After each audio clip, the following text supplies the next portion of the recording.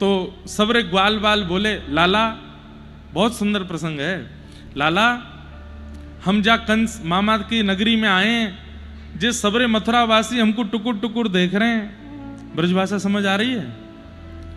जे सबरे ब्रजवासी हमको देख रहे हैं, लाला हम तो उन्हीं लत्तान ने पहन के आए गए जिनते गैया चरावे जामे। हमें अगर ऐसी पता होती कि मथुरा वाले ऐसे देखेंगे तो हम बढ़िया वाले लत्ता पहन के आते। लत्ता मतलब कपड़े।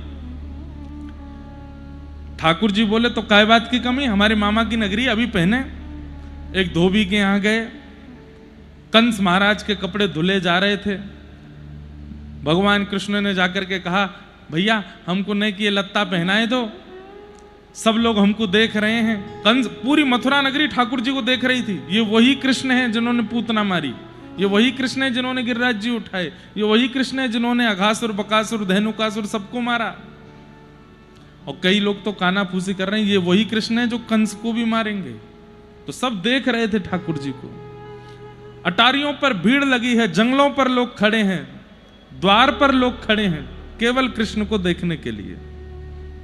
तो ठाकुर जी एक दर्जी के, एक धोबी के पास गए और जाके बोले, हमें ये लत्ता दे दो, सब हमको देख रहे हैं। धोबी बोले, कौन हो तुम? बोले, मैं कृष्ण हूं, वृंदावन से आया हूं, मामा कंस ने बुलायो है।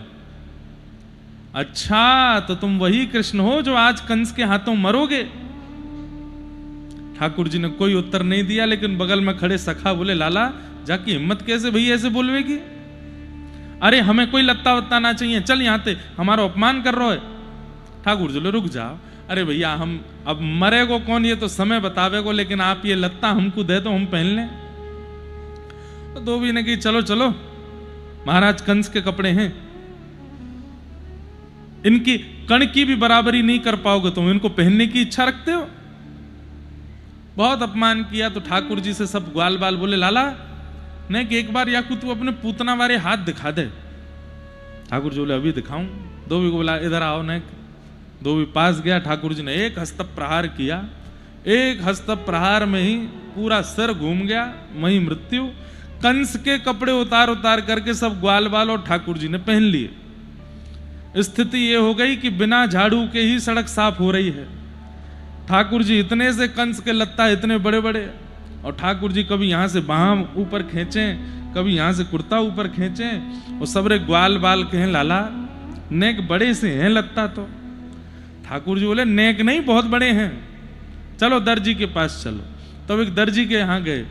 ये वही दर्जी था जो राघव जी के राज्याभिषेक के समय राघव जी की सुंदर पोशाक बनाने के लिए आया था अयोध्या में, लेकिन सब द्वारपालों ने और सब सेनाओं ने इसको कह दिया कि तू भाई नाप ले जा राघव जी का, लेकिन स्पर्श मत करना उनके अंग का। इसने कहा, बिना स्पर्श के कैसे नाप लूंगा मैं? बोले, देखो रघुकुल कमल दिवाकर राम जी हमारे बड़े कोमल हैं, तू अपने हाथ से छुएगा तो उनको श्रम होगा, छूना नहीं। और दो तलवार वाले उसके गर्दन पर तलवार रख के उससे नाप लिबा रहे, वो दूर दूर से नाप ले रहा था और रोए जा रहा था। परमात्मा के इतने सन्मुख आकर के भी स्पर्श नहीं कर पा रहा। दूर से ही कमर का नाप लेवे, दूर से ही चरणों का नाप लेवे, गले का नाप। ठाकुर जी इतने भावुक हो गए। ठाकुर जी ने उसको कहा, सुन, द्वापर में तू फिर दर्जी बनेगा और मैं कृष्ण बनूंगा, और तब अब तो तू आया मेरे पास, तब मैं आऊंगा तेरे यहां, तब तू खूब उमड़ घुमड़ के जहां जहां स्पर्श करना हो सब कर लेना। ठाकुर जी ने जैसे ही देखे ये कंस के वस्त्र इतने बड़े बड़े, ठाकुर जी को तुरंत याद आई, अरे वो दर्जी है मथुरा में, वहां चलो। जैसे ही ठाकुर जी पहुंचे, उस दर्जी को इस जन्म में पता नहीं था, लेकिन जैसे ही श्याम सुंदर को आते देखा, एक क्षण के लिए नेत्र बंद हुए, पूर्व जन्म का पूरा स्मरण हुआ, तुरंत याद आ गया, अरे इन्होंने वचन दिया था कि आएंगे। ठाकुर जी को भीतर लेकर के बोले, अब तो मैं अच्छे से नाप लूंगा। बोले, ले ले।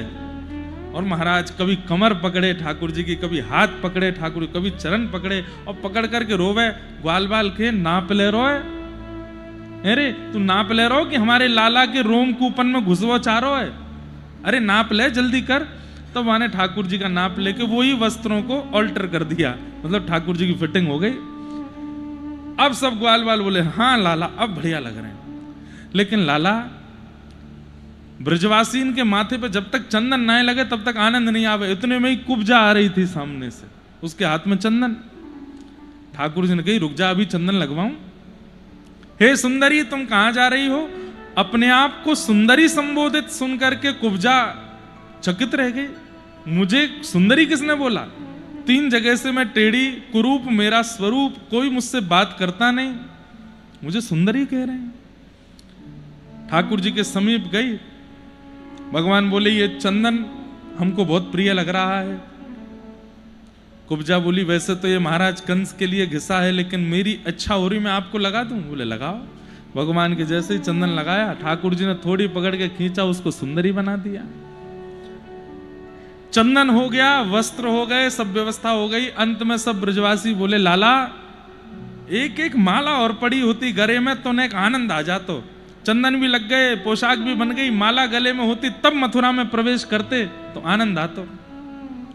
ठाकुर जी बोले चलो माली के यहां चलें। जैसे ही ठाकुर जी माली के बगीचे में पहुंचे,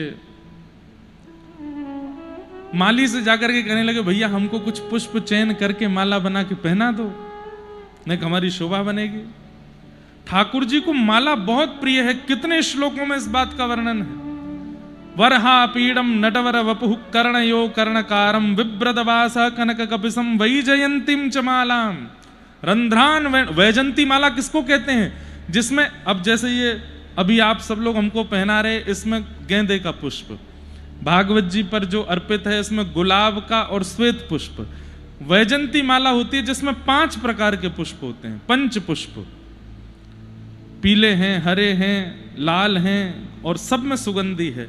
और ऐसे नहीं कि बस भर दिए एक के ऊपर एक, उनकी सुंदरता ऐसी है कि बस ठाकुर जी प्रसन्न हो जाए उसको देख के। वही जयंतीम च माला। तो ठाकुर जी ने जाके माली से कहा कि हमको माला पहनाओ।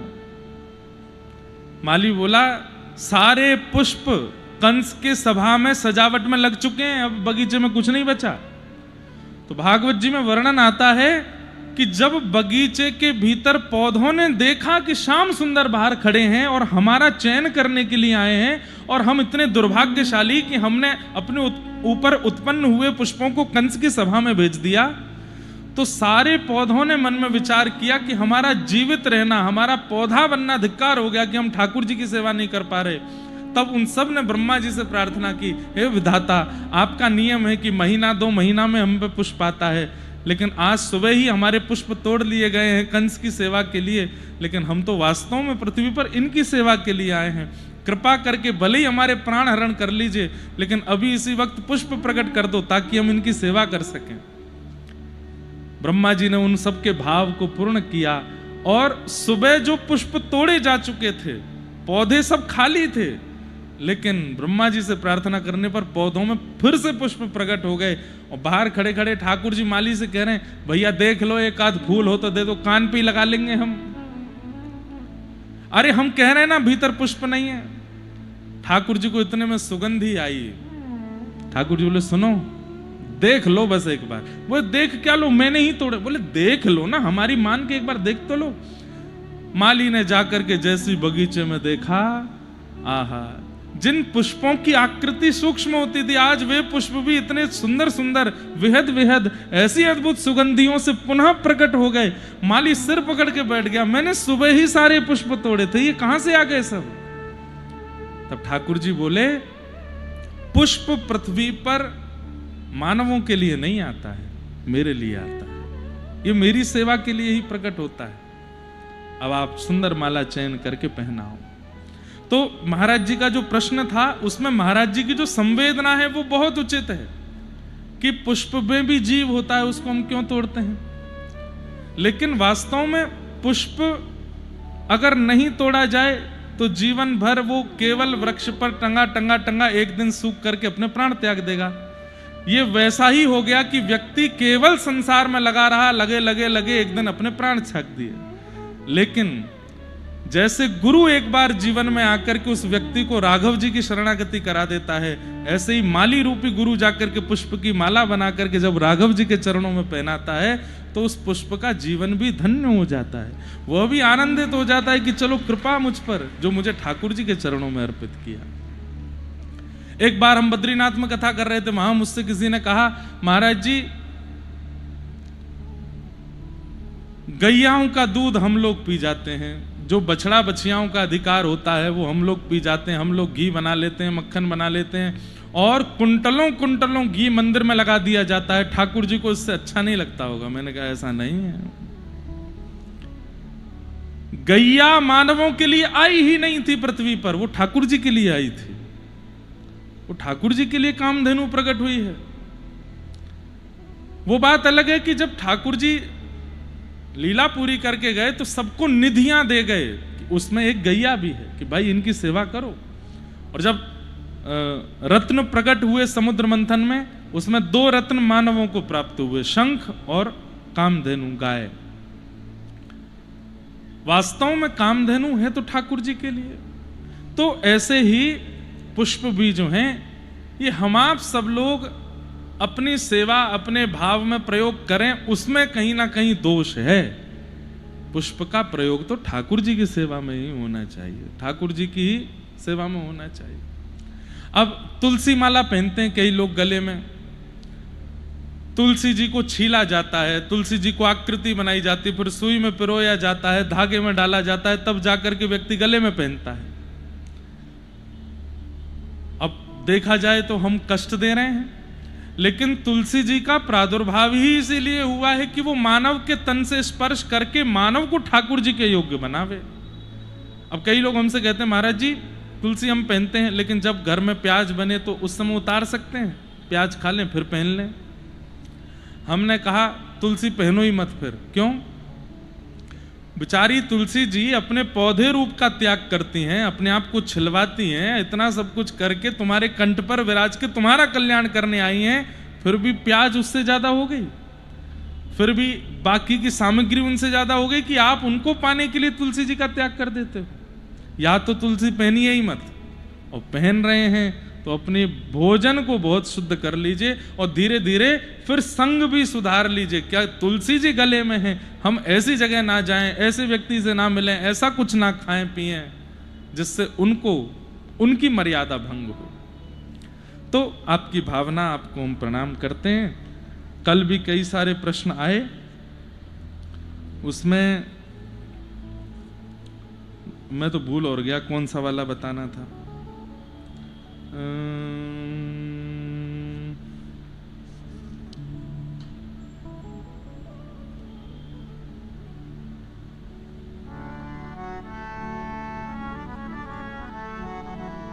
किसी का भाव है कि महाराज जी मुझे प्रिया प्रियतम का प्रेम चाहिए, पर घर पर मेरे पिताश्री मुझे बहुत सुनाते हैं।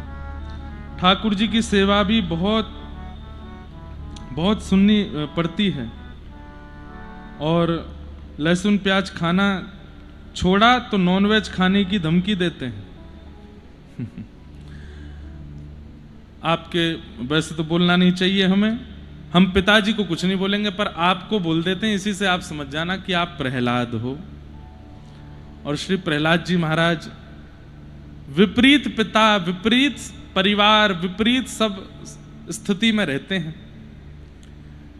पिता राक्षस, चाचा राक्षस, पूरा परिवार राक्षस है पिता प्रहलाद जी महाराज का, लेकिन अपने चित्त में प्रिया प्रियतम का त्याग नहीं किया, ठाकुर जी को भजना नहीं छोड़ा। कितनों ने समझाया, अरे संडमर्क गुरुजी, शुक्राचार्य जी जिसको बैठ करके समझा रहे हों वो नहीं समझेगा। हमारे जैसा कोई बालक अगर प्रहलाद जी की जगह होता, हम तो 2 मिनट में उनकी बात मान करके सब छोड़ देते। लेकिन प्रहलाद जी ने सबको एक समय पर ऐसा आश्वासन कर दिया, ठीक है आप जो कहेंगे मैं करूंगा, लेकिन चित्त से ठाकुर जी को भजना नहीं छोड़ा,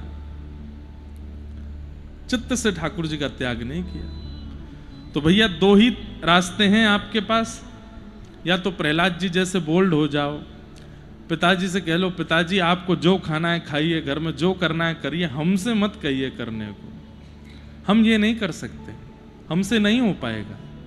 जिस प्रकार कोई माता पिता विष खाने को थोड़ी देंगे अपने पुत्र को, व्यसन करने को थोड़ी देंगे। आप कह दो ये विष के समान है, आपने खिलाया तो मेरे प्राण चले जाएंगे, मत करिए ऐसा। हम कुछ नहीं कहेंगे, जो आप करेंगे सब आज्ञा आपकी मानने को तैयार है, पर खान पान में हमको कुछ मत करो। रही बात प्रिया प्रियतम की सेवा की, तो हम अंतर्निष्ठ भक्त हो जाएंगे, प्रत्यक्ष सेवा नहीं करेंगे, मन मन में कर लेंगे, लेकिन ये खाएंगे पिएंगे नहीं, ऐसी बात कर लो। अभी आप लोग हमारे साथ रहने लगेंगे तो आपको पता चलेगा कैसे कैसे लोग मिलते हैं जीवन में। एक पिताजी, एक बेटा, एक बालक आया हमारी कथा में, वो शिष्य भी है मेरा।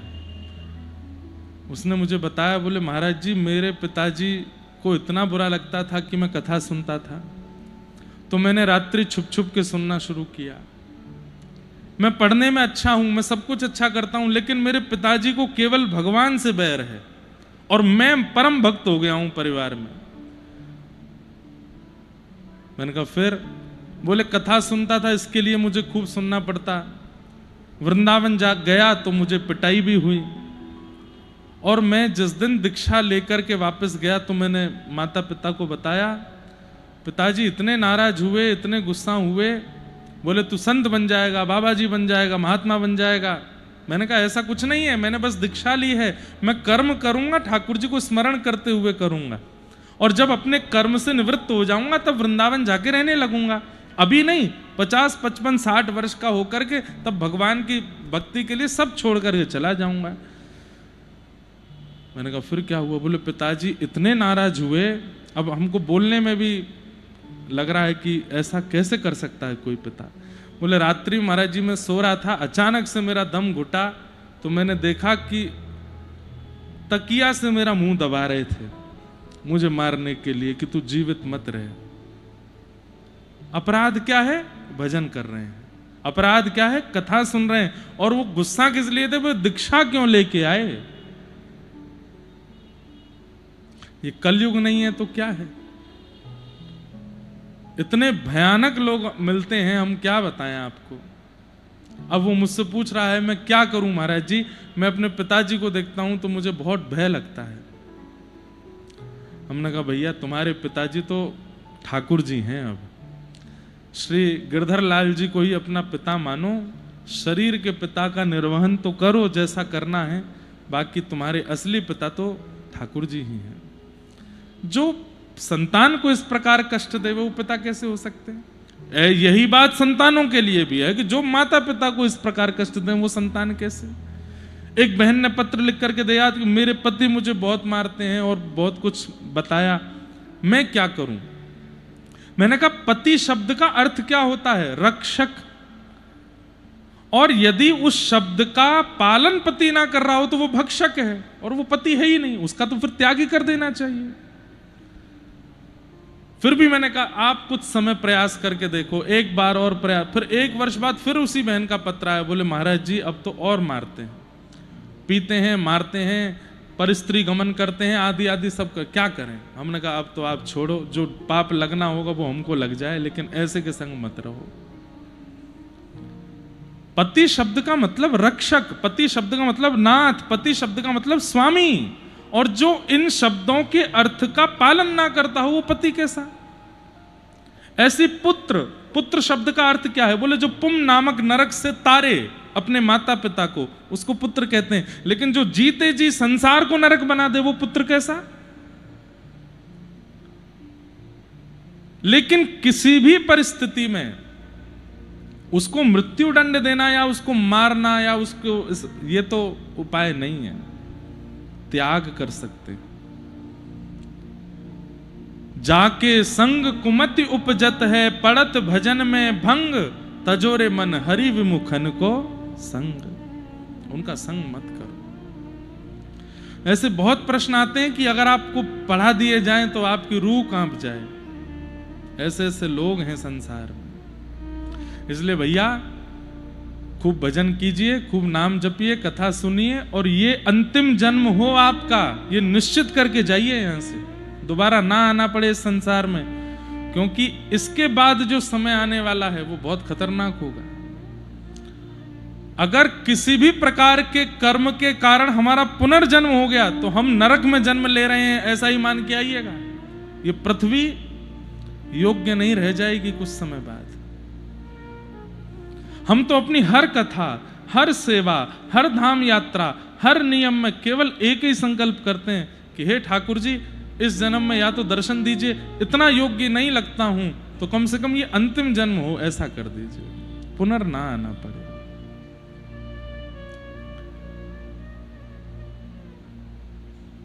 वैसे तो हमारी वृंदावन रीति कुछ और कहती है।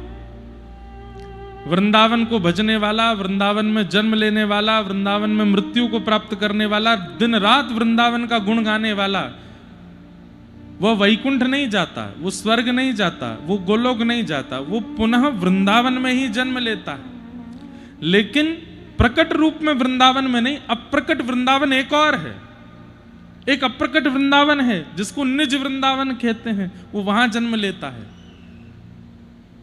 वहां प्रिया प्रियतम प्रत्यक्ष लीला करते हैं। स्वामी श्री हरदास जी महाराज, मीराबाई, श्री उद्धव जी महाराज, श्री सूरदास जी महाराज, ये सब उस निज वृंदावन में प्रकट रूप से विद्यमान हैं और वहां ठाकुर जी की प्रिया प्रियतम की नित्य लीला। तो हम कहते हैं जन्म देना नहीं, देना हो तो निज वृंदावन में दे देना, इस संसार में नहीं। यहां से तो हम जितना जल्दी निकल सकें अच्छा है। भैया आप अपने जीवन में सुई भर का काम कर दीजिए, उस सुई को मूसल बनाने का काम दुनिया कर देगी। इतना खतरनाक है ये संसार। इसलिए भैया बस ठाकुर जी का भजन करो। सब प्रश्न हैं, बहुत कुछ संसार में चल रहा है, सबको प्रणाम करो। आपका उद्देश्य क्या है? इसकी बात से मुझे बुरा लग गया, इसने मुझे बुरा कह दिया, इसने मेरा अपमान कर दिया, ये मेरे से पीछे पड़ा है, इसने मेरे पर मुकदमा कर दिया, ये आपका उद्देश्य नहीं है कि उनसे उलझो। आपका उद्देश्य है श्री राघव जी ठाकुर जी आपको मिले, करने दो जो कर रहे हैं, आप तो अपने उद्देश्य को रखो। हम बैठे हैं यहां पर, सम्मान मिलता है, अपमान भी बहुत मिलता है, लेकिन ध्यान नहीं देते। करना क्या है उसे, वो उद्देश्य नहीं है मेरा, उसके लिए थोड़ी आया हूं मैं। व्यास मंच मिला है, बोलने को गला मिला है, गाने को स्वर मिला है, उससे मैं ठाकुर जी की सेवा करूं ना। उनका काम है वो बोलते रहें, मेरा वो उद्देश्य नहीं कि मैं उनको उत्तर देने जाऊं या उनके कहे गए शब्दों से बुरा मानूं। नहीं, ठाकुर जी की सेवा करनी है, उसके लिए आए हैं। अपना उद्देश्य करके चलो, काम करते चलो, नाम रटते चलो, हर समय कृष्ण का ध्यान धरते चलो, मुरली वाले को मन से रिझाते चलो, कृष्ण गोविंद गोपाल गाते चलो।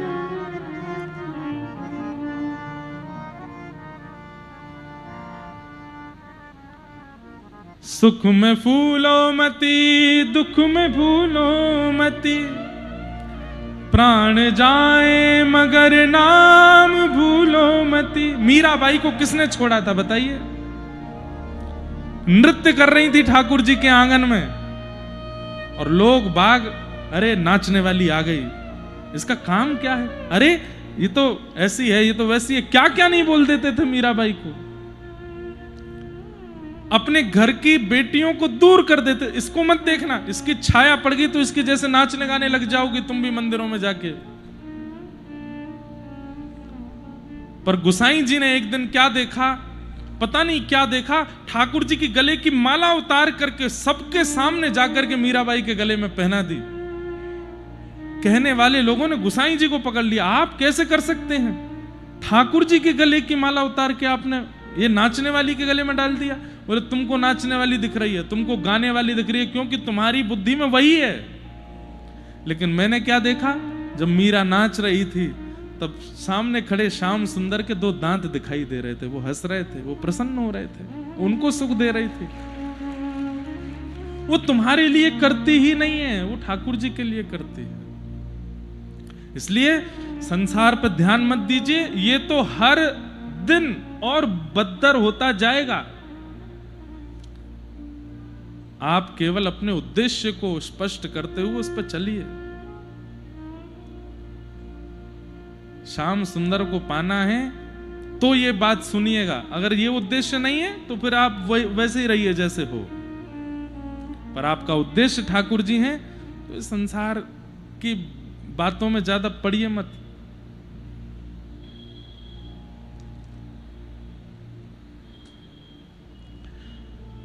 तो सब भाव आए हैं, सबको हम प्रणाम करते हैं। आज की कथा में प्रवेश करते हैं। कल हम लोगों ने भागवत जी के मंगलाचरण और सूत जी महाराज के प्रारंभिक सत्र को सुना। सूत जी महाराज ने भागवत जी की रचना वेदव्यास जी ने क्यों की, इसका प्रसंग सुनाया। एक बार की बात है, बद्रिक आश्रम में श्री वेदव्यास जी महाराज बड़े चिंतित बैठे थे। बहुत ध्यान से सुनिएगा। और तभी वहां नारद जी का आगमन हुआ। नारद जी महाराज ने आकर के वेदव्यास जी के मुखमंडल की मलिनता को देख करके पूछा, हे व्यास जी, इतने दुखी क्यों हैं आप, क्या बात है? तो व्यास जी ने कहा, मैंने इतने सारे वेद लिख दिए, इतने सारे पुराण लिख दिए, लेकिन मेरे मन को पता नहीं क्यों संतुष्टि नहीं हो रही है, शांति नहीं मिल रही है। अपनी रचना से मैं ऐसा, मुझे को प्रसन्नता नहीं हो रही, मुझे लग रहा है कुछ रह गया है। तब नारद जी हंस करके बोले, मैं बताऊं क्या रहा? बोले बताइए। तो भवतानुदित प्रायम यशो भगवतो मलम ये नैवासौ न तुष्येत मन्ये तव दर्शनम मन्ये तद्दर्शनम खिलम। नारद जी महाराज कहते हैं कि नाथ, आपने जितने भी ग्रंथ लिखे हैं, जितने भी पुराण लिखे हैं, जितनी भी रचनाएं आपने की हैं, उन सब में घुमा फिरा करके चार ही बातें लिखी हैं आपने, धर्म, अर्थ, काम और मोक्ष। बहुत ध्यान से सुनिएगा सब लोग। हम आप सब लोगों का जीवन चार क्रियाओं में ही रहता है, धर्म, अर्थ, काम और मोक्ष। सुबह उठते ही अधिकतर लोग क्या करते हैं? स्नान करते हैं। स्नान करना धर्म है। बाल भोग करते हैं, वह भी धर्म है। मंदिर ही जाना धर्म नहीं कहलाता है। अपने अब सुबह होते ही उठना, यह भी धर्म है। कई लोग सुबह उठते ही उठते भी नहीं है, वो अधर्म ही है एक प्रकार का। कई लोग नहाते नहीं है। एक बार पिताजी की कथा कहीं विदेश में थी, तो एक युवा लड़की थी, उसने कहा, महाराज जी सुबह आपको वहां जाना है प्रवचन करने, मेरा तो ऑफिस है, मैं तो नहीं जा पाऊंगी, पर मैं आपको वहां ड्रॉप कर दूंगी। पिताजी बोले ठीक है। सुबह जल्दी जल्दी 7 बजे करीब दोनों बैठे गाड़ी में। तो पिताजी बोले, बेटा मैं 5 बजे उठ गया था। तब मैंने पूछा कि तुम उठ गई? तो बोले नहीं उठी। फिर मैंने 6 बजे पूछा कि उठ गई? बोले नहीं उठी। मैं 6:30 बजे पूछा कि उठ गई? बोले नहीं उठी। फिर मैं 6:45 बजे जब बाहर आया तो तुम मुझे तैयार मिली। तुम 10-15 मिनट में इतनी जल्दी नहा धो कैसे ली? बोले नहीं नहीं, मैं नहा के थोड़ी आई हूं। बोले तुम ऑफिस जा रही हो, शाम को 5 बजे वापस आओगी, नहाई नहीं? बोले नहीं, मैं रात को नहा के ही सोई थी, रात को नहा ली थी। और कई बार तो महाराज जी हम, जरूरी नहीं है वीकली एवरीडे नहाना है, कभी कभी नहा लेते हैं, बाकी दिन बस फेस वॉश करते हैं, जाते हैं। अधर्म है ये। नित्य स्नान करना है, क्योंकि ये देह देवालय है, हरि इसके अंदर रहते हैं। इसका मार्जन करना, इसको शुद्ध रखना, इसको पवित्र रखना हमारा कर्तव्य है, धर्म है। धर्म मतलब केवल कथा सुनना, आरती करना, मंदिर जाना, परिक्रमा करना, तीर्थ यात्रा करना, ये सब जो आप अपने शरीर के लिए करते हैं वो सब धर्म है। हम लोगों का जीवन किस में चलता है? धर्म पहला। दूसरे, हमारे जीवन में आवश्यक क्या है? अर्थ। इसके बिना काम नहीं चलता, सबको चाहिए। छोटे से छोटा, बड़े से बड़ा, ऐसा कोई होए है ही नहीं जो इसके बिना जी रहा हो, सबको चाहिए। कई लोग धन स्पर्श नहीं करते। महाराज जी आप धन नहीं छूते ना, धर दो, चिमटा से उठा के धर लेंगे, हाथ नहीं छुआएंगे। धर्म, अर्थ। और दूसरा है काम। काम का मतलब केवल काम स्वरूप नहीं है, काम का मतलब कामना सबकी होती है। ऐसा कोई नहीं है संसार में जिसकी कोई कामना ना हो। धर्म, अर्थ, काम, और चौथा जो सबको चाहिए, मोक्ष। चाहे दुनिया मर के पाप कर लिए हों, लेकिन चाहिए मोक्ष। और इसका प्रमाण गंगा दशहरा के दिन देख लो, हर की पौड़ी पर कितने लोग नहाने जाते हैं। क्यों? आज के दिन नहाने से पाप निकल जाएंगे सबरे, अब तक जितने किए सब खत्म। क्यों? मोक्ष मिलेगा। मोक्ष की कामना सबको है।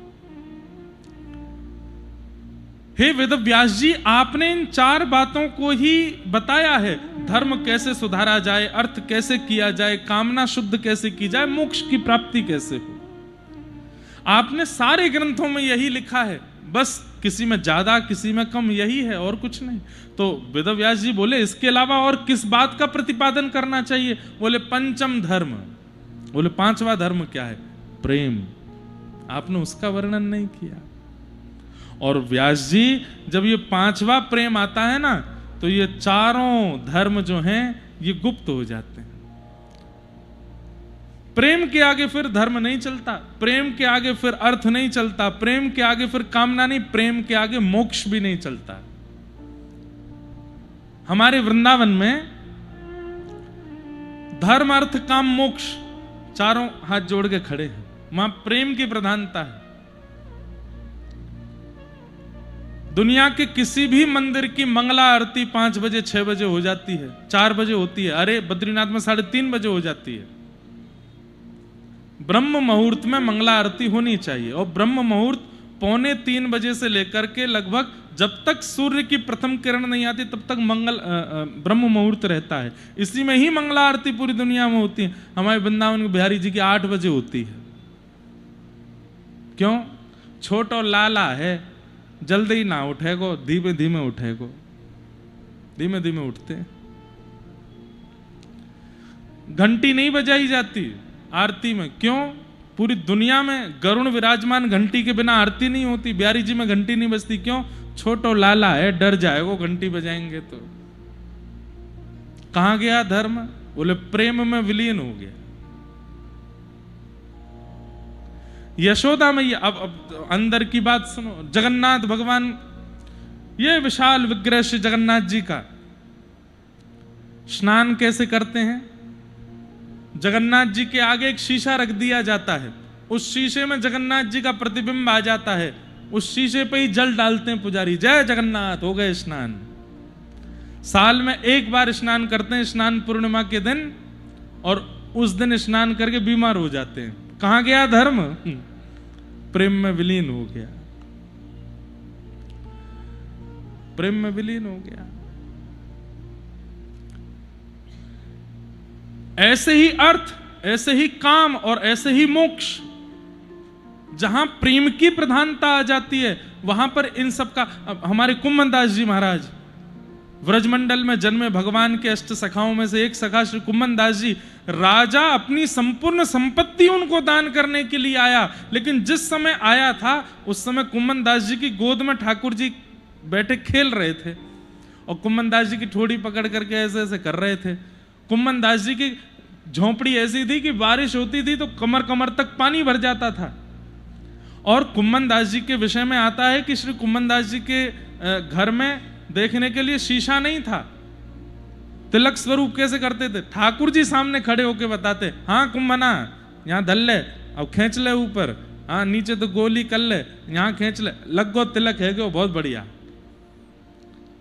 आरसी नहीं है, या तो जल में अपना मुख देख करके श्री लगाते हैं या ठाकुर जी उनकी श्री लगवाते हैं। ऐसी परिस्थिति कुम्मन दास जी के घर की। तब फतेहपुर सीकर का राजा अपनी सारी संपत्ति उनको दान करने के लिए आया। जैसे ही राजा ने कक्ष में प्रवेश किया, गोद में बैठे ठाकुर जी अंतर ध्यान हो गए। हे महाराज, आप कुम्मन दास जी हैं, मैं अपनी संपत्ति लेकर के आया हूं, आपके चरणों में अर्पित करना चाहता हूं। कुम्मन दास जी यहां रो रहे हैं, ढूंढ रहे हैं, लाला तू कहां चलोगे? अरे कछु तो कह रहे हो, पता ना कहां चलोगे हो। कभी यहां ढूंढे, वहां ढूंढे, सब जगह ढूंढे, ठाकुर जी नहीं मिले। ढूंढते ढूंढते रोते रोते, तू कौन है भैया, कहां से आयो? मैं उस जगह का राजा हूं, अपनी संपत्ति ले, भैया लाओ तिजोरियां भीतर धरो। कुम्मन दास जी चरणों में गिर गए, बोले तेरे हाथ जोड़ूं, पांव पूजूं, अभी लौट जा यहां से, और ये सब ले जा अपने संग। परिवार के लोग इकट्ठे हो गए, कुमन दास जी हमको आवश्यकता है धन की, हमारे यहाँ भोजन नहीं बन पाता, हमारे यहाँ ये व्यवस्था नहीं है, वो कोई दे रहा है तो ले लीजिए ना। बोले मोए ना चाहिए, जाके आवे थे श्याम सुंदर चले गए, बाकी सामग्री अगर धर लूंगा तो श्याम सुंदर हमेशा के काजे चले जाएंगे, मुझको नहीं चाहिए। प्रेम में अर्थ की भी इच्छा नहीं होती। अरे सुदामा जी महाराज, अर्थ की इच्छा है नहीं है। एक दिन भोजन नहीं करते, 2 दिन 3 दिन नहीं करते, तो रो करके कभी कभी सुदामा जी की पत्नी कहती है, कैसे द्वारिकाधीश के मित्र हो आप? अरे इतना बुरा जीवन तो किसी का नहीं होगा, 4-4 5-5 दिन भूखा रहना पड़ता है हमें। अरे आज तो कहीं से अन्न मांग लाओ। तो सुदामा जी कहते, आज एकादशी है, 5 दिन से भोजन पाया नहीं और आज एकादशी, आज भी मत करो। पत्नी क्रोध में भर जाती, पता नहीं कहां से मेरा ब्याह ऐसे हो गया, आप कैसा भाव रखते हैं, और ठाकुर जी की क्या कृपा है? कोई कृपा नहीं, हम पर कोई कृपा नहीं। सुदामा जी बोले, देवी शास्त्र आज्ञा करते हैं, जिस दिन व्यक्ति एकादशी करता है, अन्न सेवन नहीं करता, अन्य दिन तो वो ठाकुर जी को याद करता है, पर जिस दिन वो अन्न सेवन नहीं करता, ठाकुर जी उसको याद करते हैं। पर दुनिया के लोग महीने में 2 ही बार व्रत रखते हैं, मैं और तू कितने भाग्यशाली हैं। हफ्ते हफ्ते हमारा व्रत होता है, मतलब ठाकुर जी हमको रोज याद करते हैं। अरे आनंद मना, सुख मना। सिर पे हाथ धर के बैठ जाती, कैसे हैं आप? क्यों? प्रेम में अर्थ की इच्छा नहीं होती, अर्थ की इच्छा नहीं। प्रेम में कोई कामना नहीं होती। आहा, व्रज की गोपियां जब श्री कृष्ण सामने खड़े थे, शरद पूर्णिमा की रात्रि थी, और कन्हैया कह रहे हैं कि तुम गोपियां सब वापस लौट जाओ अपने घर को, तब गोपियां वहां कहती हैं, मैवं विभोर हति भवान गदितुम नृशंसम संतज्य सर्व विषयां स्तव पादमूलम भक्ता भज सदुर्वग्रहमात्यजास्मा देवो यथादि पुरुषो भजते मुमुक्षु। गोपियां कहती हैं, हे श्याम सुंदर, हम आधी रात में आपसे मिलने के लिए आई हैं, कहीं हमको देख करके आपके मन में ये तो नहीं आ रहा कि जैसे एक कामजन्य स्त्री किसी पुरुष की इच्छा रखती, कहीं हमारी ऐसी इच्छा तो नहीं? नहीं नाथ, आपने ही कहा है कि सब छोड़ के मेरी शरण में आओ, मैं स्वीकार करता हूं। हम सब छोड़ करके आपकी शरण में आ गई हैं, लेकिन नाथ हमारी कोई कामना नहीं है आपसे। हम आपसे प्रेम करती हैं, पर हमारा प्रेम मिलन में नहीं है कि आप हमको मिलो। हम आपसे प्रेम करती हैं, पर हमारे प्रेम का मतलब आपको देखना नहीं है, आपसे सुनना नहीं है, आपका स्पर्श करना नहीं है, आपको पकड़ना नहीं है, आपके संग रहना नहीं है। ये संसार का जो प्यार है वो हमारा प्रेम नहीं है। ठाकुर जी बोले, तो फिर तुम्हारे प्रेम में क्या है? बोले, केवल हमें बोल दो कि आपने हमें स्वीकार कर लिया, उसके बाद वर्षों के लिए चले जाओ। बस हमें बोल दो कि आपने हमें स्वीकार कर लिया। फिर कभी मत मिलना, कभी मत दिखना, कभी मत बोलना, कभी कुछ मत कहना। हम इसमें अपना पूरा जीवन निकाल देंगे कि आपने कहा था कि तू मेरो है, तू मेरी है। बस ये बोल के चले जाओ। मिलन प्रेम नहीं हमारे लिए, देखना प्रेम नहीं हमारे लिए, बात करना प्रेम नहीं हमारे लिए, स्पर्श करना प्रेम नहीं हमारे लिए।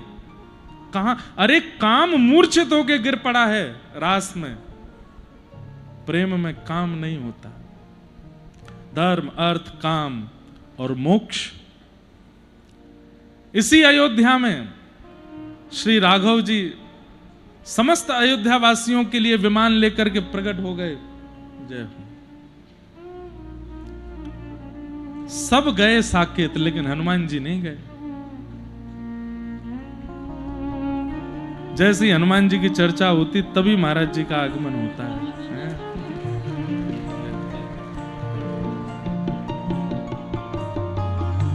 श्री राम जय राम, जय जय राम, श्री राम जय,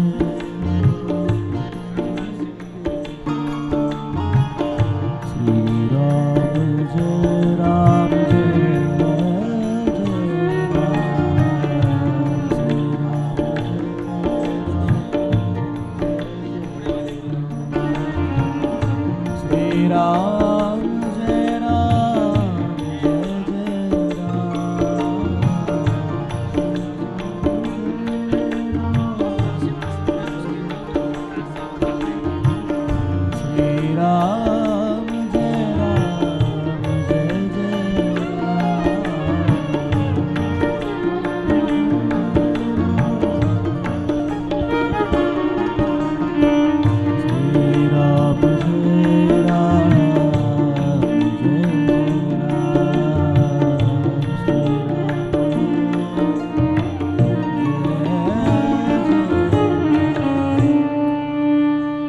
बड़ी कृपा हमारे हनुमानगढ़ी के पूज्य महंत श्री राजूदास जी महाराज तो कृपा बनाए हुए हैं।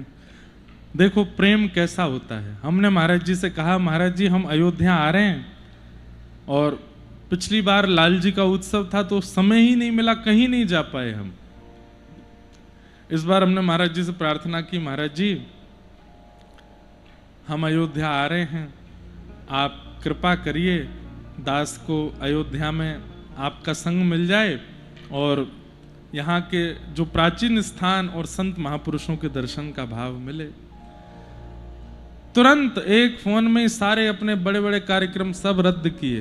बोले हम नहीं आ पाएंगे, हमारे ब्रज से इंद्रेश जी आ रहे हैं, उनको अयोध्या जी का दर्शन कराना है, संतों के दर्शन कराने हैं, और सब जगह मना करके महाराज जी संग हैं।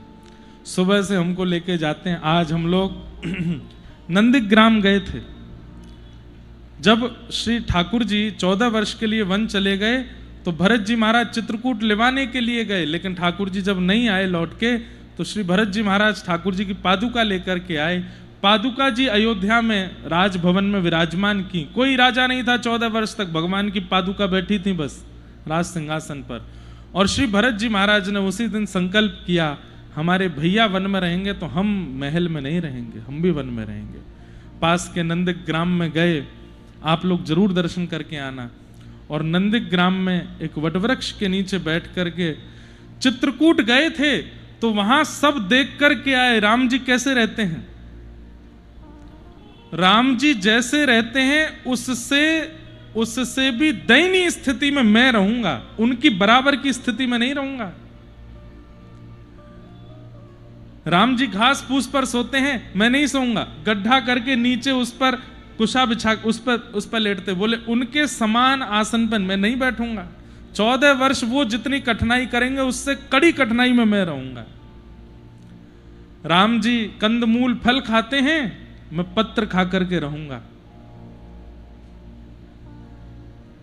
भैया वनवास राम जी का सबने सुना, पर हम आज वहां वचन देकर के आए हैं कि एक बार 4 दिन की भरत चरित्र की कथा वहीं सुनाएंगे नंदीग्राम में। और श्री भरत जी महाराज ने कैसा तप किया। वहां एक वट वृक्ष है, वृक्ष भीतर का पूरा खराब हो गया है तो बाहर से एक और वृक्ष प्रकट हो गया अपने आप ही, और भीतर के खराब वृक्ष को ऐसे लिपेट करके ऊपर तक हरा भरा कर दिया है। सारी जितनी भी डालें आप देखेंगे सब आपस में ऐसे मिल रही है, मानो राम भरत जैसा, क्योंकि मिलन की ही प्रतीक्षा रही ना। मेरे राम जी आएंगे मैं ऐसे हृदय से लगाऊंगा, मेरे राम जी आएंगे मैं ऐसे चरण पकड़ूंगा। इतना मिलन का भाव वहां रखा गया कि वहां का वृक्ष की डालें भी सब आपस में एक दूसरे से मिल रही हैं। कहते हैं कि वट वृक्ष की जितनी भी डालें होती हैं प्राचीन, वो सब जमीन पर आती हैं, पर वहां की एक भी डाल जमीन पर नहीं आती। आने का प्रयास करते हैं तो वो जल करके भस्म हो जाते हैं। ऐसे सुंदर सुंदर वहां दर्शन करके आए। हनुमान जी महाराज जब संजीवनी लेकर के जा रहे थे दक्षिण की ओर, भरत जी ने देखा, देखते रहते थे कि दक्षिण की ओर कोई राक्षस आदि कोई प्रस्थान ना करे, हमारे भैया वहां हैं। हनुमान जी को जाते देखा तो उनको संशय हुआ, पता नहीं कौन है, इतना बड़ा पर्वत ले जाके कहीं फेंक ना दे सेना पर। बाण चला दिया। हनुमान जी महाराज जब गिरे तो जिस पर्वत को लेके जा रहे उसकी कुछ हिस्से वहां गिरे, एक हिस्से में हनुमान जी की आकृति बनी, वो हनुमान जी भी वहां विराज रहे। बहुत सुंदर, हमको तो इतना अच्छा लगा वहां बैठ करके। वहां तीर्थों का जल भरत जी महाराज ने कूप में विराजमान किया, उसका जल पान करके आए। इतना अद्भुत जल, आप लोग जरूर जाइएगा। वहां कुछ वार्ता मत कीजिएगा, थोड़ा बैठ करके केवल भरत जी का चिंतन कीजिएगा। कैसा भरत जी का, अगर अवसर मिला बीच कथा में, क्योंकि वो चरित्र बहुत बहुत करुण प्रसंग है श्री भरत जी का। अवसर मिलेगा तो कहूंगा, नहीं तो 4 दिवस की हमको वहां कथा करनी है, ये तो हम भूल आए। तो हमारे राजूदास जी महाराज बड़ी कृपा कर रहे हैं। आज साथ में ही श्री धर्मदास जी महाराज भी पधारे हैं, उनका भी बहुत बहुत अभिनंदन। आप सब लोगों का बड़ा सौभाग्य है कि अयोध्या के संतजन स्वयं ही आकर के यहाँ पर आपको दर्शन दे रहे हैं। कथा चल रही है, अयोध्या में निवास चल रहा है, संतों के दर्शन मिल रहे हैं, आनंद है। तो हम क्या निवेदन कर रहे थे? धर्म, अर्थ, काम और मोक्ष। जब प्रेम प्रधान होता है तो ना व्यक्ति को धर्म की इच्छा, ना अर्थ की इच्छा, ना काम की इच्छा, ना मोक्ष की इच्छा। भगवान श्री राम साकेत प्रस्थान कर रहे हैं अपनी लीला पूरी करके, सबके लिए विमान आया, सबको बैठा करके। कहते हैं कि महाराज कीट पतंगा जीव जंतु सबको लेकर के गए भगवान। अयोध्या में जो भी था कोई नहीं, सब साकेत गए थे, एकमात्र हनुमान जी नहीं गए। हनुमान जी प्रार्थना करते हुए कहते हैं, भगवान साकेत में आपकी कथा सुनने को मिलेगी? तो बोले साकेत में कथा नहीं होती। बोले तो फिर हम साकेत जाके क्या करेंगे? बोले क्यों नहीं होती कथा? बोले जहां हम प्रत्यक्ष बैठे हैं वहां कथा की क्या आवश्यकता है? हम सामने बैठे हैं, कथा तो वहां सुनी जाती है जहां हमारा वियोग हो, हमारी याद आ रही हो, हमारा भाव हो, कुछ सीखना हो। पर हम मिल गए तो सब सीख जाते हैं, सब मिल जाता है, सब वियोग दूर हो जाता है, वहां कथा का क्या भाव? तो हनुमान जी महाराज बोले फिर आप ही जाइए, हम नहीं जाएंगे, हम तो यहीं पृथ्वी पर रहेंगे, आपकी कथा सुनते रहेंगे। और हनुमान जी साकेत नहीं गए, जाते रहते हैं हनुमान जी बीच बीच में दर्शन करने, पर श्री हनुमान जी महाराज तो धराधाम पर ही रहते हैं, पृथ्वी पर ही विराजते हैं। मोक्ष की भी कामना नहीं होती है जब प्रेम प्रगाढ़ हो जाता है। धर्म, अर्थ, काम, मोक्ष प्रेम के आगे नतमस्तक हो जाते हैं। नारद जी महाराज कह रहे हैं कि हे व्यास जी, आपने जितने भी ग्रंथ लिखे हैं उनमें धर्म, अर्थ, काम, मोक्ष की प्रधानता बताई, इसलिए आपका चित्त अशांत सा रहता है। एक ग्रंथ ऐसा लिखिए जिसमें प्रेम प्रधान हो। व्यास जी बोले प्रेम की प्रधानता कैसे बताऊं? बोले ठाकुर जी का ऐश्वर्य मत बताइए, भगवान कितने बलवान हैं, कितने विराट हैं, कितने ज्ञानी हैं, कितने ऐसे, ये सब मत बताइए। वो कितने प्रेमी हैं किसी ग्रंथ में ये वर्णन कर दीजिए, आपका चित्त शांत होगा। न यद्वचश्चित्र पदम हरेर्यशो जगत पवित्रम प्रगणित करहिचित् तद्वायुषम तीर्थ मुशन्ति मानसा न यत्र हंसा निर्मन्यु शिक्षया। जो प्रेमी हैं उनके लिए तो कुछ लिखिए। एक कथा हम सुनाते हैं कि कर्माबाई, नाम तो सबने सुना होगा, कर्माबाई रोज सुबह सुबह खिचड़ी बनाती और जगन्नाथ महाप्रभु दौड़ के आते उसकी खिचड़ी खाने। कहते हैं कि कर्माबाई जल्दी के कारण स्नान भी नहीं करती, और जब पहली बार घटना घटी कर्माबाई के साथ तब तो और ही अद्भुत थी। पिताजी कह के गए कि ठाकुर जी का भोग लगाना, बिना भोग लगाए तुम मत पाना। तो बिना नहाए धोए कर्माबाई ने खिचड़ी बनाई, दांतुन करते करते बना रही थी तो लगा कहीं जल ना जाए, तो दांतुन के पिछले भाग से चला दी खिचड़ी, और उस खिचड़ी को खाने महाप्रभु जगन्नाथ दौड़ के आए। एक बार किसी महात्मा ने कर्माबाई से कहा, कर्मा ये तुम्हारे पूर्व जन्म के पुण्य हैं कि ठाकुर जी तुम्हारी अपवित्र स्थिति में भी तुम्हारी खिचड़ी खा जाते हैं। कर्माबाई बोली तो बोले जिस दिन पूर्व जन्म के पुण्य खत्म होंगे तुम खिचड़ी बनाती रह जाओगी, ठाकुर जी नहीं आएंगे। कर्माबाई रोने लगी, ऐसा मत करिए, ऐसा कोई उपाय बताइए कि ठाकुर जी कभी आना बंद ना करें। तो महापुरुष ने नियम बता दिए, 3 बजे उठना, स्नान करना, कोरी साड़ी पहनना, ऐसे नैवेद्य सिद्ध करना, अग्निदेव का आवाहन करना, चूल्हे का पूजन करना, पात्र पर चंदन टीका लगा देना, उसके बाद जितनी सामग्री दाल चावल जो भी डालो खिचड़ी में उन सबको प्रणाम करना, ये वैदिक मंत्र हैं उनसे उसमें आवाहन करना, अन्नपूर्णा मैया को प्रणाम करना, और तब तुम खिचड़ी बनाना। ये तुम पवित्रता लेके आओगी तो ठाकुर जी देख करके फिर स्थिर हो जाएंगे, फिर कभी नहीं जाएंगे। कर्माबाई बोली बस यही चाहिए। अगले दिन कर्माबाई ने यही नियम किए। ठाकुर जी आ गए। ठाकुर जी जब पहुंचे तब कर्माबाई चूल्हे का पूजन कर रही थी। ठाकुर जी बोले अम्मा खिचड़ी, बैठे रहो अभी बन नहीं है। चंदन लगा रही हैं, कभी कोई मंत्र बोल करके चावल डाल रही है, कोई मंत्र बोल के उसमें दाल डाल रही हैं, कोई मंत्र बोल के उसमें नमक पधरा रही हैं, हल्दी पधरा रही हैं। ठाकुर जी थोड़ी पे हाथ धर के बैठे, मैया समय हो गया मंगला का, मुझे जाना है, मंदिर में घंटे घड़ियाल बज रहे हैं। स्थिति ये हुई, ठाकुर जी चिल्लाने लगे जल्दी कर्मा, जल्दी कर्मा, तभी नाम उनका कर्मा पड़ा, जल्दी कर। और वो इतने धीरे धीरे सब बनाती जा रही मंत्र बोल बोल के। उस दिन बिना खिचड़ी पाए ठाकुर जी चले गए। जब खिचड़ी बन के तैयार हुई ठाकुर जी जा चुके थे। कर्मा बाई बोली ये क्या हुआ, मंदिर गई लड़ने ठाकुर जी से, आप क्यों चले आए? ठाकुर जी बोले कितने बढ़िया प्रेम से भाव से तुम बनाती थी, इतना सब कुछ, ये क्या आज नया तुमने वो नियम शुरू किया? बोले मुझे सब पता है, मेरे पुण्यों के कारण आप आ रहे थे, अब मेरे पुण्य क्षीण हो रहे थे, मेरे को एक महात्मा ने बताया ये नियम से स्नान ध्यान करके बनाओ। तब ठाकुर जी बोले नियम उनके लिए हैं जिनके चित्त में प्रेम नहीं है कर्मा।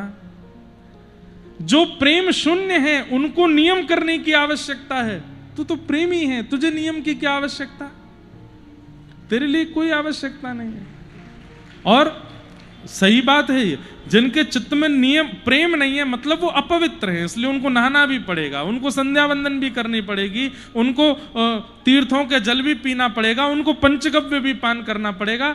पर जिनके चित्त में प्रेम नीर बहता है उनका चित्त तो परम पवित्र है, उनको किसी की आवश्यकता नहीं है।